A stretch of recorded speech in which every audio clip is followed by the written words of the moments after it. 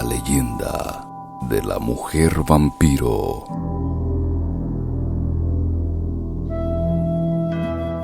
Todos los días se cuentan historias urbanas, y la de la mujer vampiro de la colonia Árbol Grande de Ciudad Madero en Tamaulipas causó temor entre la población. Es una más de las leyendas en las crónicas nocturnas de Noé Herrera.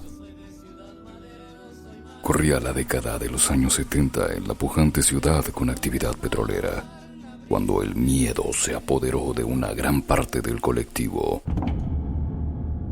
Como reguero de pólvora se esparció el rumor de que una mujer vampiro acechaba en las calles.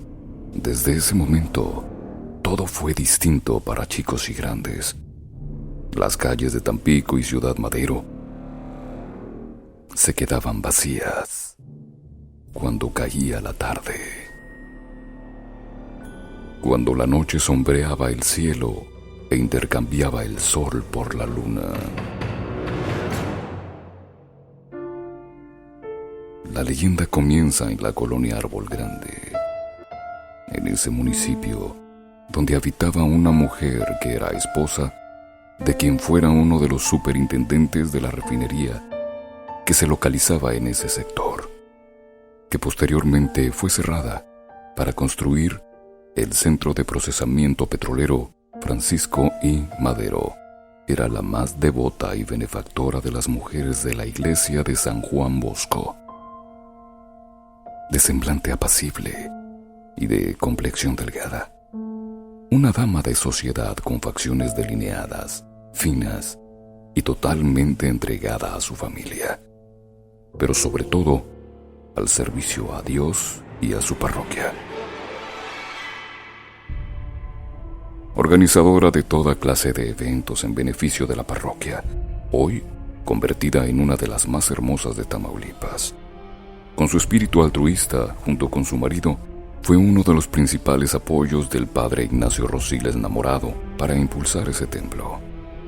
Ante el amor que sentía por la iglesia, le pidió al párroco, quien con el tiempo se hizo su amigo, que le permitiera que, al morir, su cuerpo fuera sepultado en ese templo, en la zona de catacumbas, a lo que el padre Rosiles le afirmó que su deseo sería concedido. Por azares del destino, la mujer se marchó a vivir a Salamanca, Guanajuato, donde por una terrible enfermedad perdió la vida en el año de 1973, y donde por decisión de sus hijos fue sepultada por varios meses, según indican algunas versiones. Fue, según quienes vivieron en esa época, el propio padre Rosiles quien convenció a la familia de exhumarla y traerla de regreso a su querida iglesia, lo que fue concedido por sus parientes, quienes comenzaron los trámites. La sorpresa fue cuando al desenterrarla y abrir el féretro, el cuerpo estaba intacto, incorrupto. Solamente le había crecido el cabello, las uñas y unos grandes colmillos a desproporción de su fisonomía, por lo que la llamaron la mujer vampiro. Como lo tenían planeado, la trajeron al sur de Tamaulipas para ser depositada en el sótano de la iglesia. Pero cuando el ataúd era trasladado por el pasillo central de la iglesia donde se oficiaba una misa en memoria de la benefactora mujer, este se les cayó a quienes lo llevaban en hombros, quedando al descubierto el cadáver.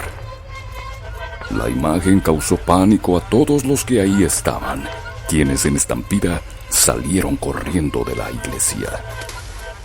Por órdenes de Rosiles, el cuerpo se quedó en la iglesia, pero desde ese momento se desató el miedo en los residentes de la colonia Árbol Grande, quienes apenas caía la tarde se ocultaban en sus casas para cerrar con aldabas y candados, ya que se decía que la mujer vampiro salía por las noches levitando para deambular por esa zona, llegando algunas veces a indicar que la mujer vampiro volaba sobre Ciudad Madero y Tampico, de iglesia en iglesia, de sótano a sótano, que incluso en la parroquia San Judas Tadeo de la colonia Cascajal, en Tampico, Los vecinos llegaron a capturarla, pero logró escapar.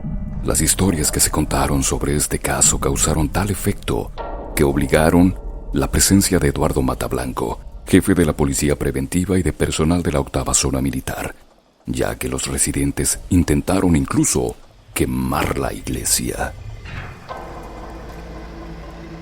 Cuando las autoridades entraron a las catacumbas, no encontraron el cuerpo.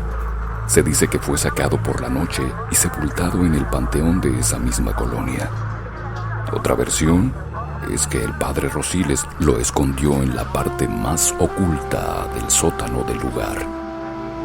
Y una más, que sus parientes lo robaron para esconderlo en su propia casa. A ciencia cierta no se sabe qué ocurrió con el cuerpo, ya que llegaron a decir que incluso lo habían momificado, pero ninguna de esas versiones son seguras.